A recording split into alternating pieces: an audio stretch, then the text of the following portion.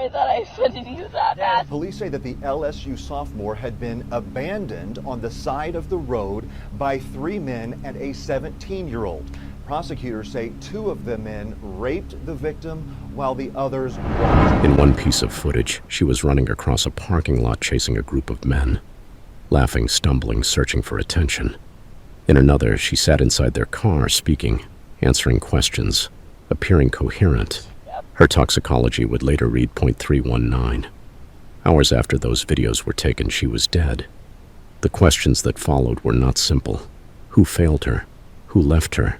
And what really happened in the missing hours between a night out and a fatal crossing? This is the story of Madison Brooks, and you're watching The Prime Crime. Who was Madison? Madison Brooks was 19, a sophomore at Louisiana State University, part of a sorority studying communication, described by friends as joyful and warm, a student with plans and a future. She liked going out with her friends like many college students do. She had the whole kind of small, ordinary life that made what happened so shocking. She wasn't anonymous. She was someone's daughter. Tigerland and Reggie's. Baton Rouge's Tigerland, a short strip of bars and neon where LSU students went to blow off steam. One of the popular spots was Reggie's, a crowded weekend bar. In that world, groups of friends split off, reunited, posted on Snapchat, and stumbled into cabs.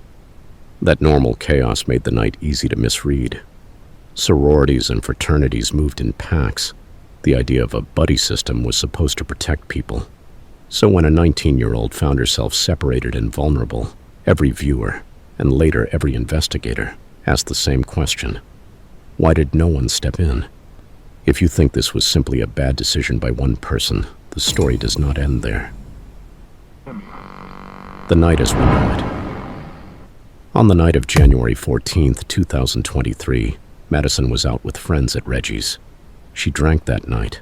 Multiple videos and witness statements suggested she was highly intoxicated.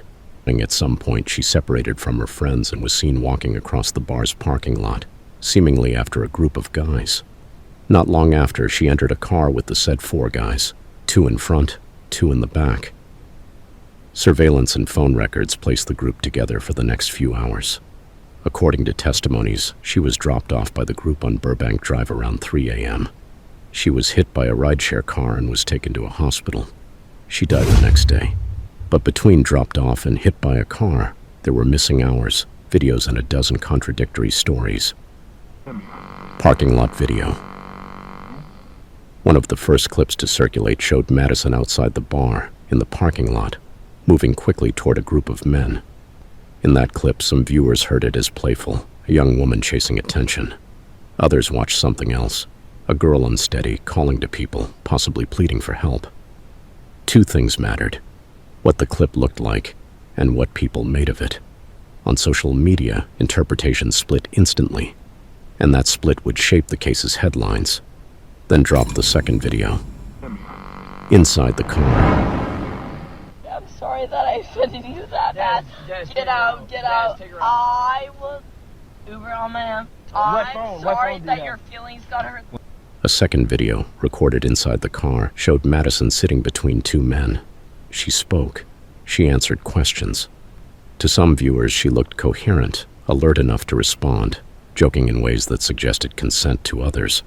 The tone of the video mattered less than the context. Even if she spoke, could she have legally consented while intoxicated?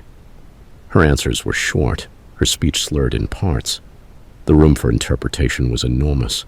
2 videos, 2 very different impressions. Which one told the truth? And that's when the toxicology results came in.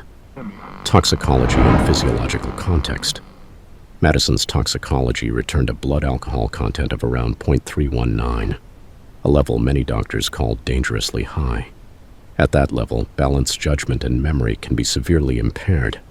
People can appear conversational, even responsive, while their cognitive control is dramatically reduced. The drop-off and the moral outrage. After the interaction in the car, instead of taking her home or to a hospital, Madison was left on a dark stretch of road. A rideshare driver later struck her. The driver was not believed to be at fault. The outrage came from a simple human place. Why would anyone park, leave an obviously impaired person on a dark road and drive off. Her friends, people who were supposed to look out for her, were questioned. The bar that served the drinks, Reggie's, faced scrutiny for whether staff should have intervened online. People split again. Some blamed Madison's choices. Others blamed the men. Still others blamed a culture that enabled this. But the legal charges that followed were not about blame on social media. They were narrow and specific. The investigation and the charges. Under Louisiana law, if someone is incapable of consent because of intoxication, any sexual act is considered third-degree sexual assault. Within days, arrests are made. Kyvon Washington and the 17-year-old are charged with third-degree sexual assault. Carver and Lee are charged with being principals to that assault, meaning they facilitated it. The story spreads fast, first across Baton Rouge, then across the country. Prosecutors pointed to the totality of the evidence, videos, interviews, and the toxicology. To say Madison was incapable of consenting, defense attorneys pointed to the car footage and said the interaction appeared consensual. Witness statements varied. The legal process would need to test those conflicting narratives in court. 4 competing narratives. When a case has so many angles, it helps to lay them out plainly. Here were the 4 dominant ways people read that night. Narrative 1. Personal responsibility, outrage, risky choices. Some viewers argued Madison made dangerous choices. Heavy drinking in public, separating from friends. To them, the chain of events began with that decision. Narrative 2. Female vulnerability, need for protection.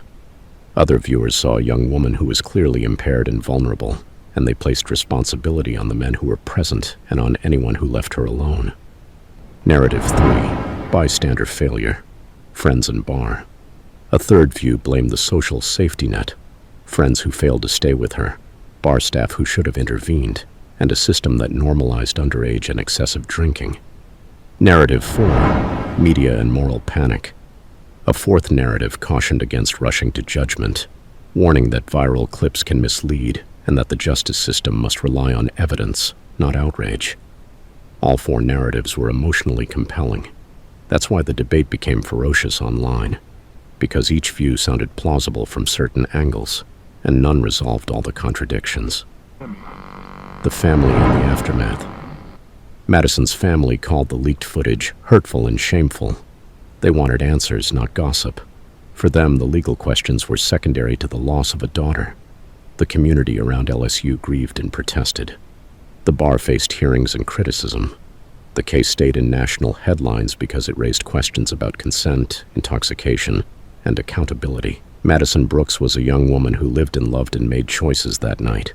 And like many stories that end in tragedy, her death revealed the fragile intersections of personal decision, peer responsibility, and cultural norms.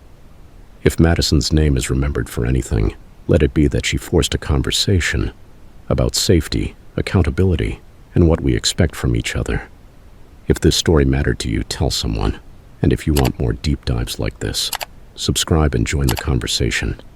I'll see you in the next one.